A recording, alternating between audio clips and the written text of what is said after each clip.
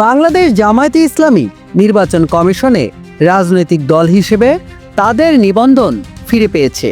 সেই সাথে দলটি তাদের পুরনো প্রতীক দাঁড়িপাল্লাও ফিরে পেল। মঙ্গলবার 24 জুন ইসির সিনিয়র সচিব আক্তার আহমেদের সই করার এক প্রজ্ঞাপনে তা জানানো হয়েছে।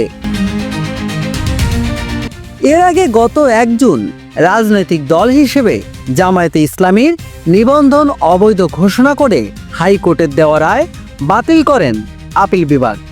একই সঙ্গে জামায়াতের দাঁড়িপাল্লা প্রতীকের বিষয়ে নির্বাচন কমিশন সিদ্ধান্ত নেয় বলে আপিল বিভাগের আদেশে বলা হয়েছে। 1971-এর ভূমিকা ও রাজনৈতিক অবস্থানের কারণে জামায়াতের নিবন্ধন 2013 সালে বাতিল করে নির্বাচন কমিশন। এরপর দলটি নানা সময় নতুন নামে রাজনীতিতে ফেরার চেষ্টা চালিয়ে আসছিল। নেয়ামুন নাকিব, বাঙালিওয়ালা নিউজ বাংলা, ঢাকা।